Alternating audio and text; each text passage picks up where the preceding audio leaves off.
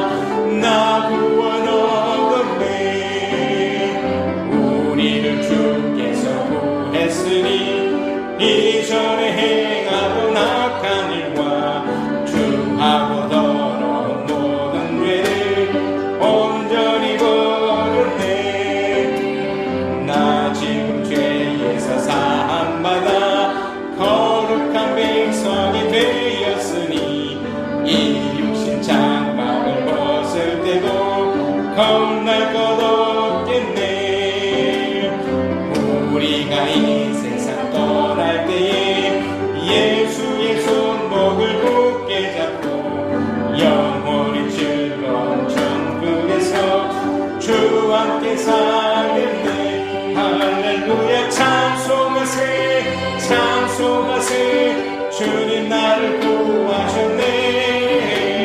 찬송하세 찬송하세 주가 구원하셨네. 찬송하세 찬송하세 주님 나를 구하셨네. 찬송하세 찬송하세 주가 구원하셨네. 고린도전서 5장 9절에서 13절. 내 편지에서 음행하는 사람들과 사귀지 말라고 여러분에게 썼습니다. 그 말은 이 세상에 음행하는 사람들이나 탐욕을 부리는 사람들이나 약탈하는 사람들이나 우상을 숭배하는 사람들과 전혀 사귀지 말라는 뜻이 아닙니다. 그러려면 여러분은 이 세상 밖으로 나가야 할 것입니다.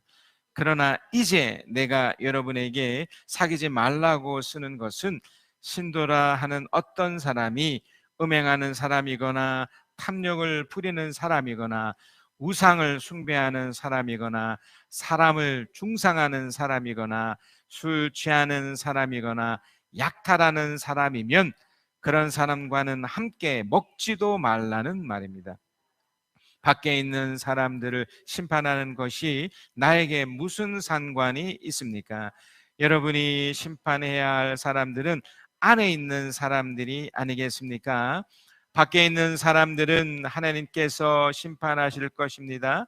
여러분은 그 악한 사람을 여러분 가운데서 내쫓으십시오. 아멘. 여러분 참 잘 오셨습니다. 이런 시기에 어려움이 있음에도 불구하고 이렇게 교회 찾은 것 참 중요하고 잘하신 겁니다. 또한 어쩔 수 없어서 또 영상으로 참여하신 분들도 잘하고 계십니다. 오늘 이 주어진 이 말씀을 통해서 여러분이 정말 실천을 제대로 하시면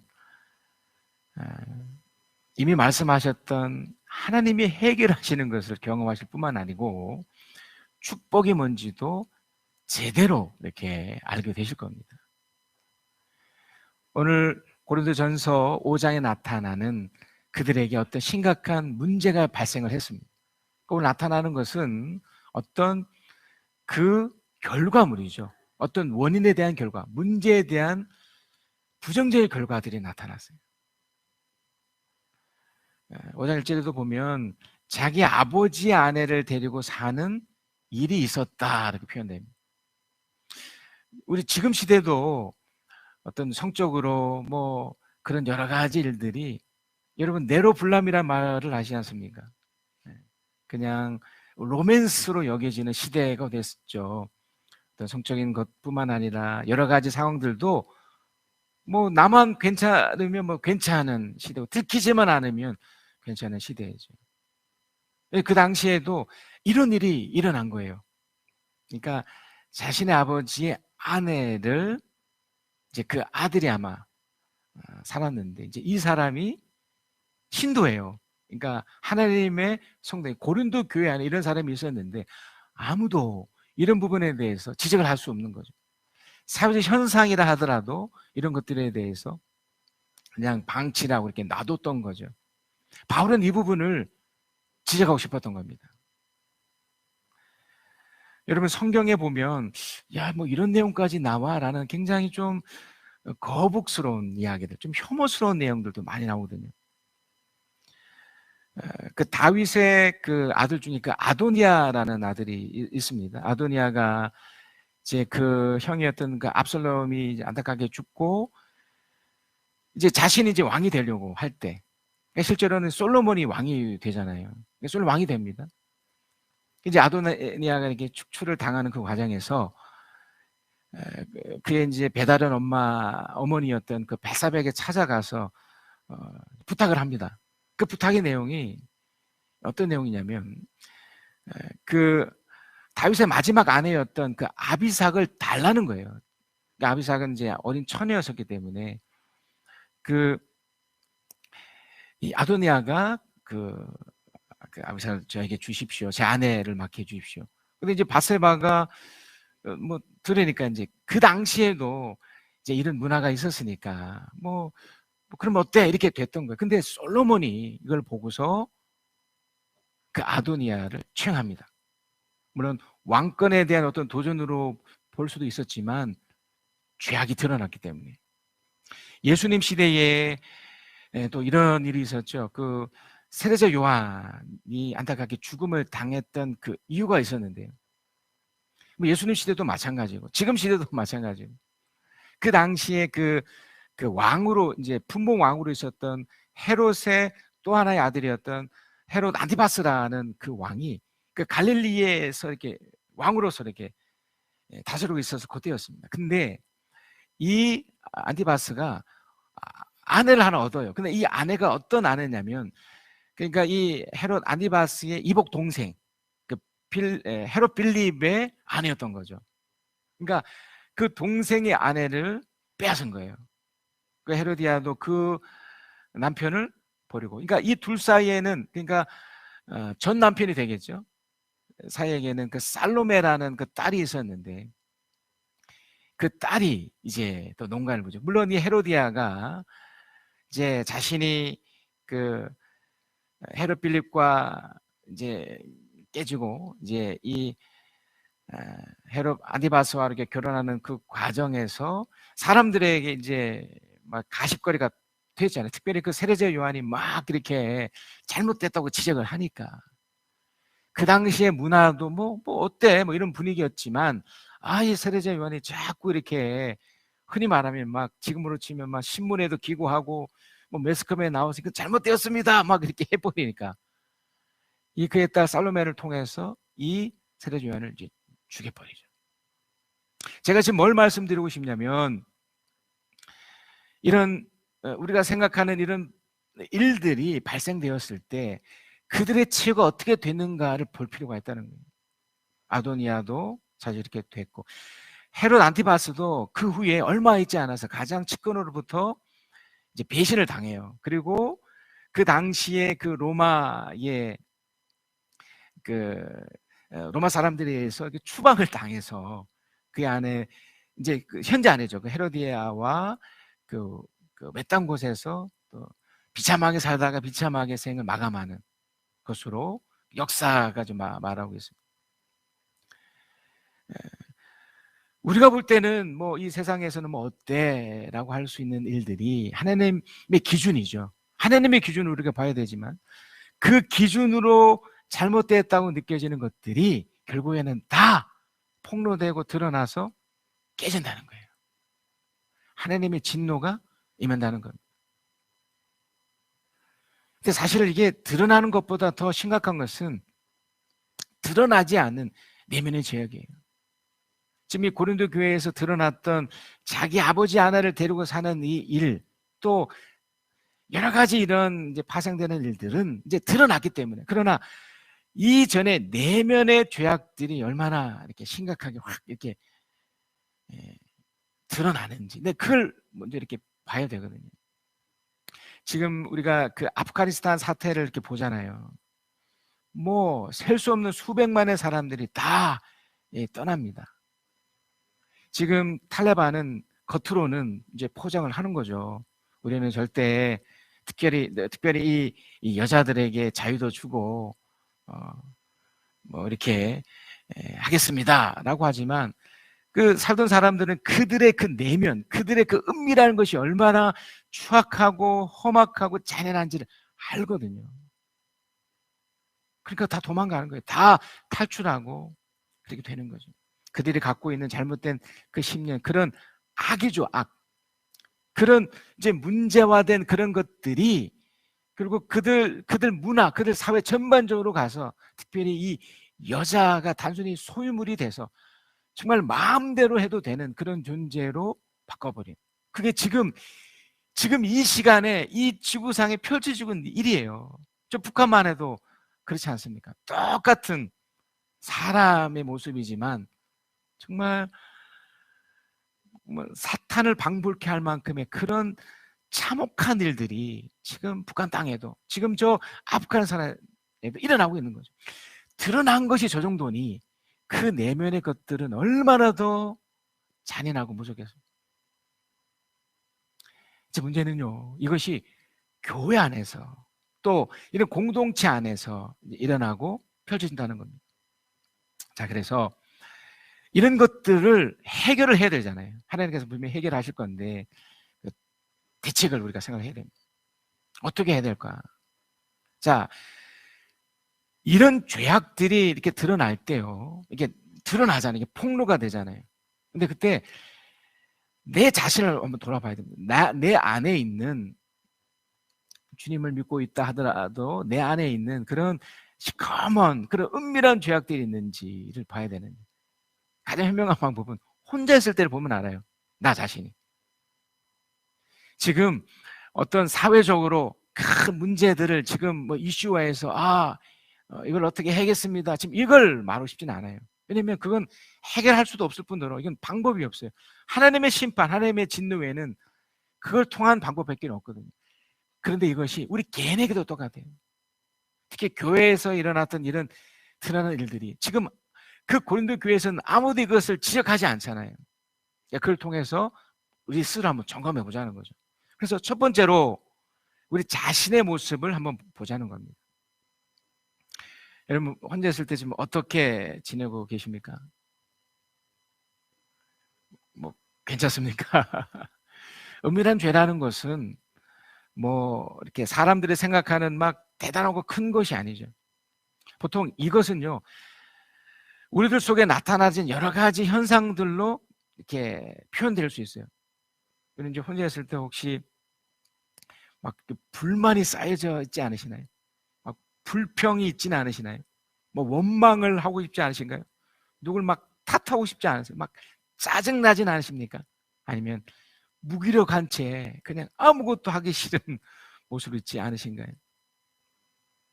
자, 혼자 있다가 누군가가 손님 오거나 그러면 어떻게 행동합니까? 뭐 누워 있다가 아니면 뭔가를 하고 있다가 펴석 이렇게 해서 손을 맞이하고 이렇게 하잖아요. 그러니까 그 면을 보자는 겁니다. 그 면. 멍하게 뭐 스마트폰을 본다든지 그냥 TV만 하염없이 본다든지 시간이 얼마큼 지나는지 상관없이 계속. 여러분, 이게 혼자 있을 때 또는 가장 함께 있는 아주 소수의 어떤 가족들 속에서 비춰지는 내 모습, 또 나 스스로가 느껴지는 내 모습을 보자는 겁니다. 여러분, 어떠십니까? 한번 스스로에게 한번 질문해 보시면 좋겠습니다. 그런 것들이 내 속에 있다면, 특별히 뭐 정말 많은 것들 중에 딱 한 가지를 치면 불평이 있다면, 불만이 있다면, 지금 이게 내 속에 지금 은밀한 죄가 있다는 증거가 되는 거예요.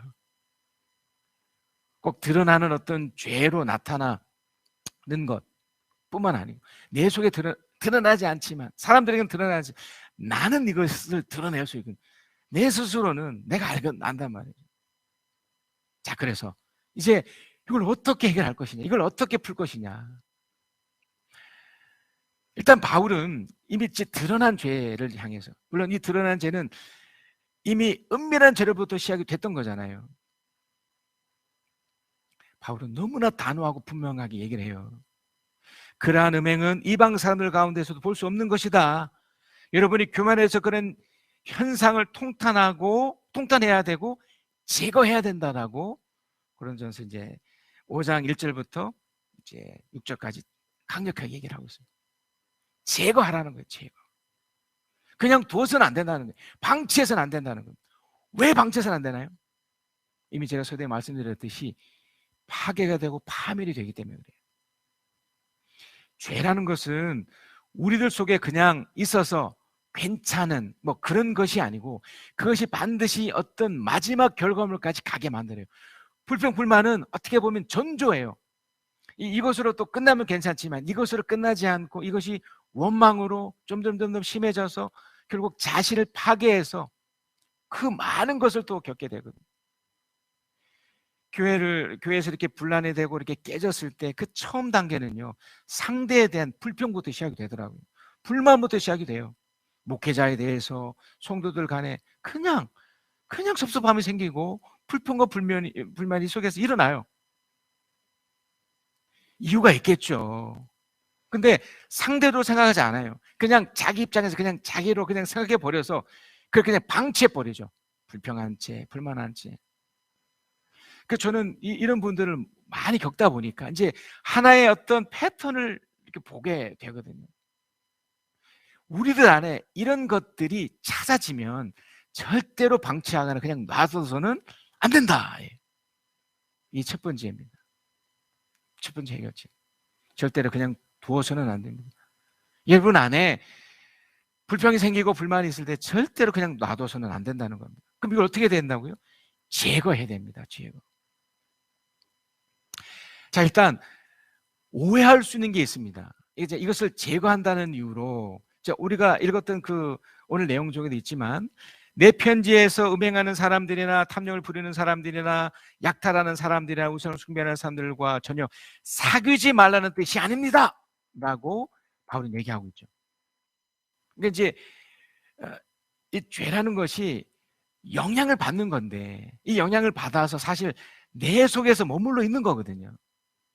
근데 영향을 받는 것의 그 어떤 영향의 주체를 버린다고, 그 사람들이거나 어떤 상황들을 이렇게 부신다고 해서 이미 내 속에 들어와 있는 것이 없어지지 않는다는 거예요. 그러니까 지금 사람의 문제가 아니고 그 상황의 문제가 아니고 결국 나요. 내 안에 있는 이미 영향을 받아서 이미 내 속에 방치해 놓은 이것을 제거하라는 거지, 그 영향을 주는 그 주체 그거 어떻게 하겠습니까? 이게 뭐 바뀌어진다고 바뀌어집니까? 이 사회가 뭐 대목 이런다고 바뀌어집니까? 내가 바뀌어야죠. 그러니까 내 속에 있는 이 죄악을 제거하는 것이 훨씬 더 현명하지, 그 외적인 것을 아무리 바꾼들 내가 바뀌지 않는데, 내가 제거하지 않는데, 내 스스로가 불평과 불만을 제거하지 않는 이상, 왜냐하면 영향은 끊임없이 오거든요. 그러니까 영향을 주체된 이것을 내가 피한다고 하더라도 또 다른 곳에서 또 영향을 주기 때문에, 그래서 우리는 내 안에 있는 것들을 제거해야 된다는 겁니다. 그런데 이제 문제의 심각성은 뭐냐면, 이 사람들이 누구냐면, 그러니까 나라는 존재가 누구냐면 신앙인이라는 거예요. 이게 심각해요. 자, 우리 11절 말씀 읽어볼까요? 11절 말씀. 자, 우리 11절 말씀 읽습니다. 시작.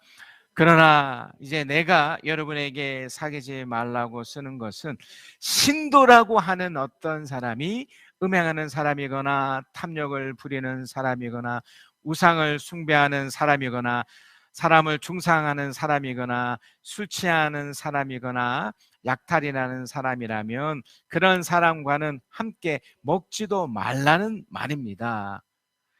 이게 영향의 주체가 일단 내 스스로를 제거해야 되는데, 이게 신도예요. 그러니까 또 다른 병이 형제거든요. 그러니까 이 형제에 의해서 이렇게 영향을 받을 때, 그러니까 하나님께로 오지 않는 사람, 아무리 형제라고 해도 이제 하나님 믿노라고 얘기를 하지만 이런 상태의 사람들이 있기 때문에 일단 이런 사람들은 어떻게 해야 된다고요? 멀리 해야 되는 거예요. 여러분, 이 심각성을 우리가 놓치고 있는 이유가 왜일까요? 우리 주위에 이런 사람이 너무나 많기 때문에 그래요. 자, 여기 나온 사람 중에 제가 이제 두 종류의 사람을 먼저 말씀을 드리면, 여기 보면 중상하는 사람이 있어요. 중상하는 사람. 여기서 중상이라는 게 어떤 의미냐면 근거 없는 말로 남을 헛뜯어 명예나 지위에 해를 입히는 사람이래요. 그러니까 하나님을 믿는 사람이라고 하면서, 여러분 왜 정치 지도자들이나 그러면서 내가 교회를 다닙니다, 어쩝니다, 또 여러분 주위에 교회 다닙니다 하는데 이런 사람들이 있더라고요. 남을 헐뜯고 함부로 취급하고 뭐 비판한다는 이유로 수없이 모략하는, 그러니까 함부로 가짜 뉴스를 막 퍼뜨리는 사람들이 있거든요. 그러니까 이런 사람들에게서는 내가 영향을 받을 수 있기 때문에 이걸 멀리 하라는 겁니다. 1차적으로. 또 하나는 술 취하는 사람. 여기서 이제 취하다는 것이 사실 무서운 거예요. 이게 뭐냐면 어, 그 어떤 것에 의해 정신이 몽롱해지고 제대로 움직일 수 없게 되게 하는 것. 마음에 쏠리고 열정의 넋을 빼앗기게 하는 것. 아주 강력하게 말하는 사람도 있고, 뭐 뭔가 이렇게 영향을 주려는 사람들이 마치 술에 취하듯이 이런 사람이, 그러니까 이런 사람들을 일단 멀리해라. 그러니까 대책의 구체적인 제거하라의 이 하나님의 사람으로서 우리가 먼저 해야 될 첫 번째 게 이거예요. 이런 사람들이 있을 수 있기 때문에 이 사람들을 멀리해라는 거예요.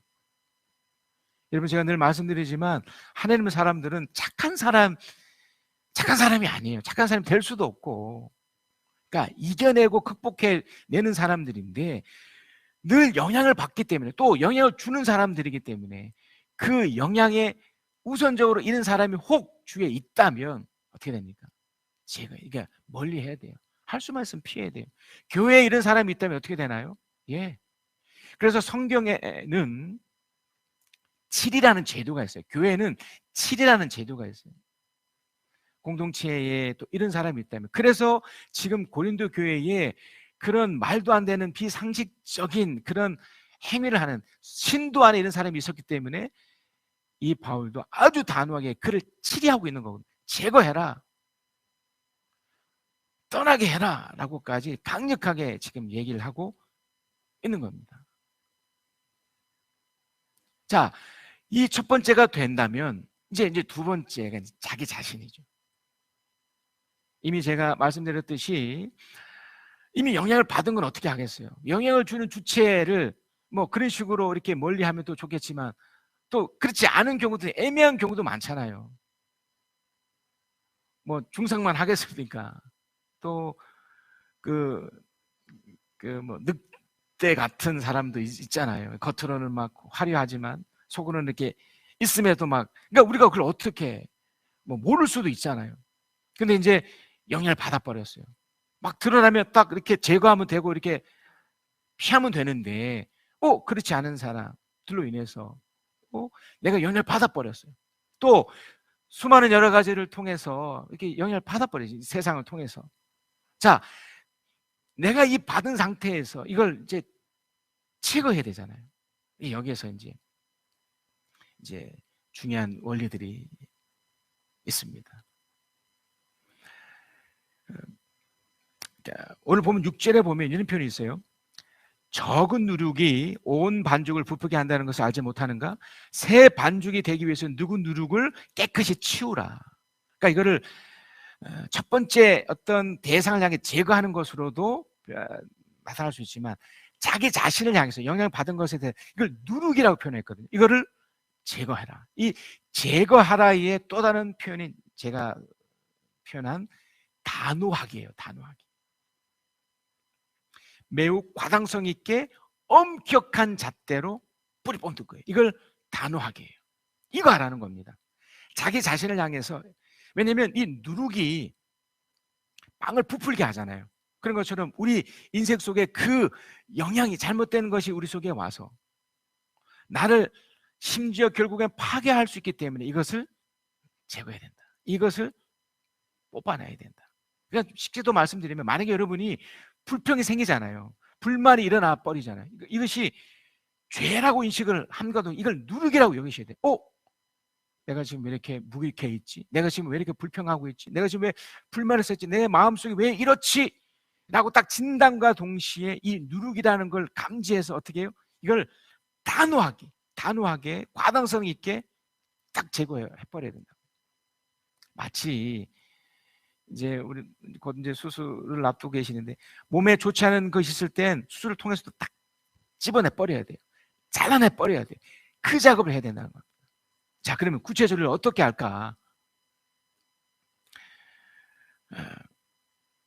그 작은 누룩에 우리 6절에도 있는 것처럼 새 반죽이 되기 위하여 묵은 누룩을 없애면 새 누룩을 넣어야죠.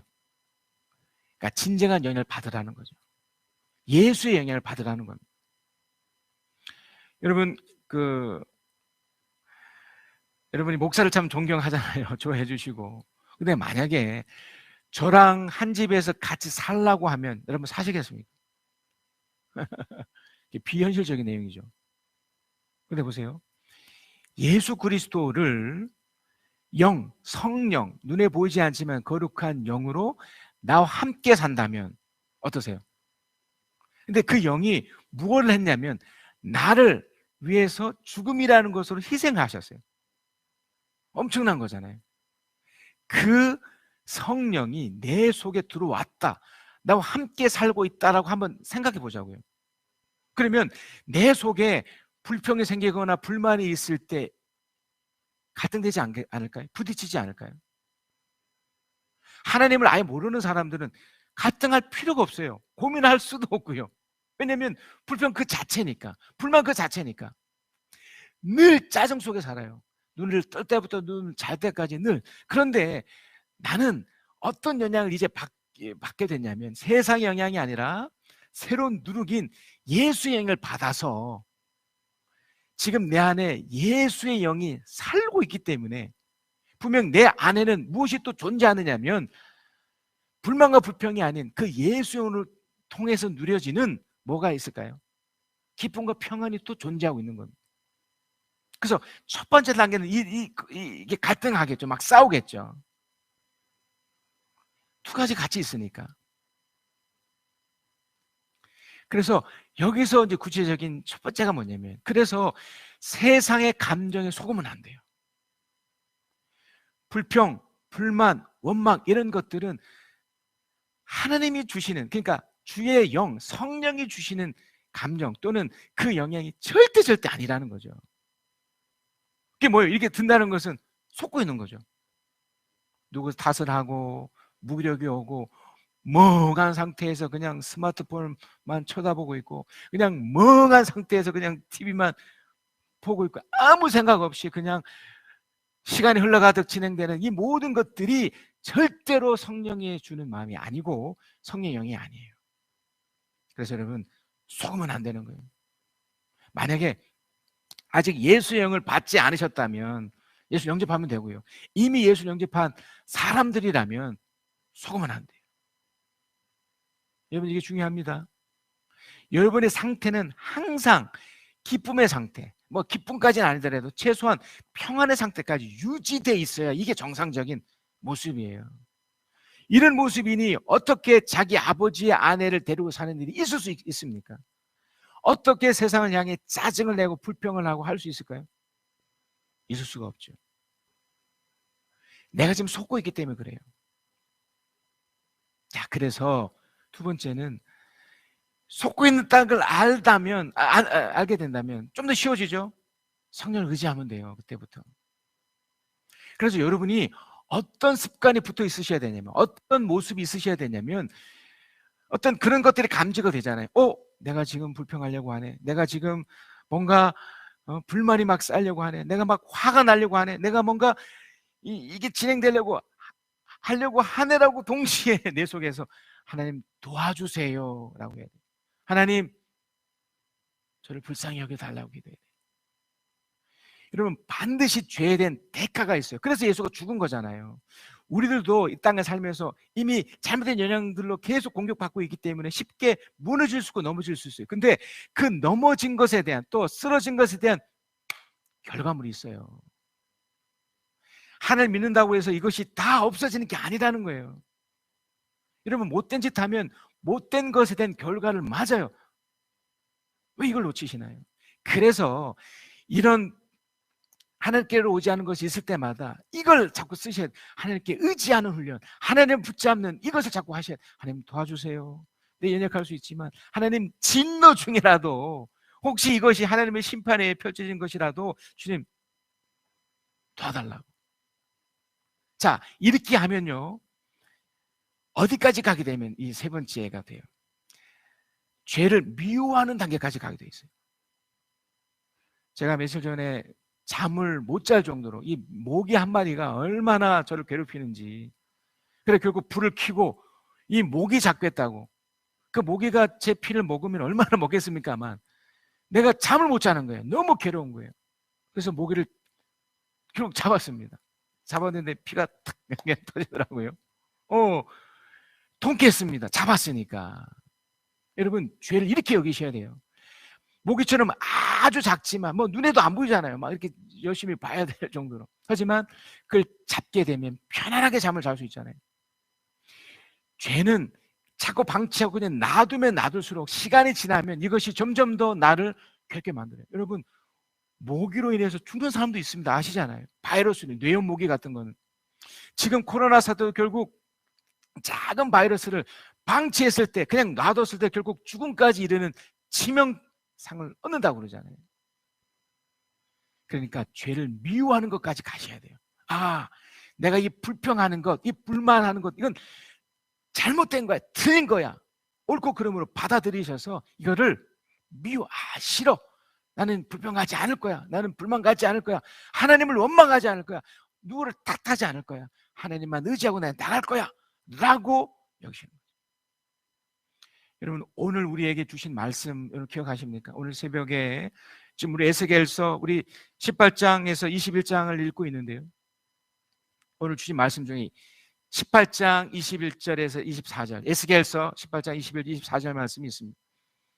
오늘 이 내용과 너무나 정확하게 들어맞아서 제가 한번 읽겠습니다. 그러나 악인이라도 자기가 저지른 모든 죄악에서 떠나 돌이켜서 나의 율례를 다 지키고 법의 의를 실천하면 그는 반드시 어떻고요? 살고 죽지 않을 것이다. 그가 지은 모든 죄악을 내가 다시는 더 기억하지 않을 것이다. 그는 자신이 지킨 의 때문에 살 것이다. 나 주 하나님의 말이다. 악인이 죽는 것을 내가 조금이라도 기뻐하겠느냐? 오히려 악인이 자신의 모든 길에 돌이켜서 사는 것을 내가 참으로 기뻐하지 않겠느냐? 그러나 이게 더 무서워요. 그러나 의인이 자신의 의를 버리고 돌아서 죄를 범하고 악인이 저지르는 모든 역겨운 일을 똑같이 하면 그가 살 수가 있겠느냐?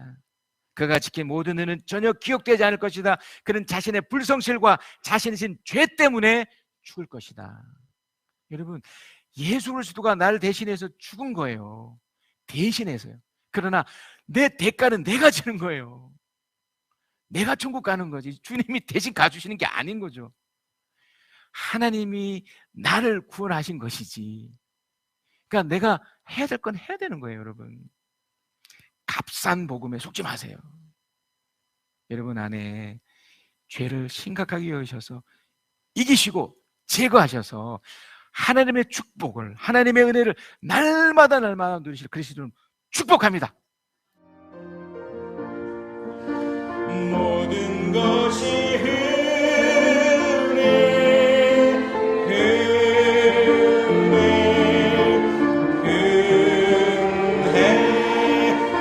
하나님의 은혜 내 삶에 당연한 건 하나도 없었던 것을 모든 것이 은혜였소.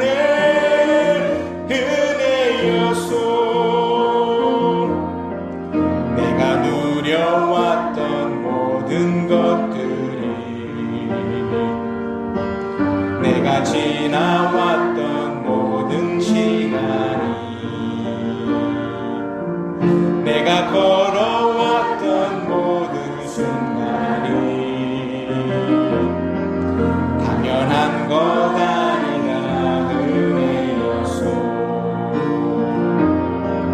아침에 해가 뜨고 저녁에 오는 봄의 꽃향기와 가을의 열매,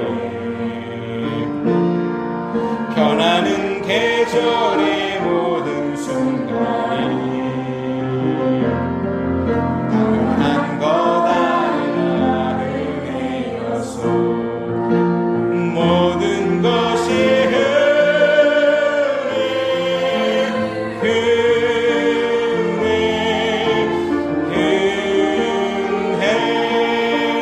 한없는 은혜 내 삶에 당연한 건 하나도 없었던 것을 모든 것이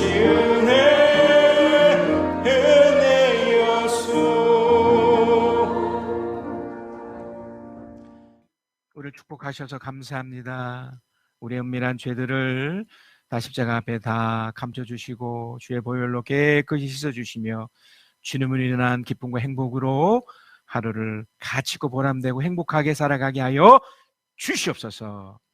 지금은 우리 주 예수 그리스도의 은혜와 아버지 하나님의 크신 사랑하심과 우리 주 성령 하나님의 이루하심 교통하심 함께 하심이 주의 말씀을 듣고 깨닫고 그 말씀대로 몸부림치며 살아가기를 소망하며 또 죄악을 이기며 미워하며 싸워가며 하나님의 뜻을 받들어 살아가는 하나님의 사람들 위에 지금부터 영원까지 함께 계실지어다. 아멘.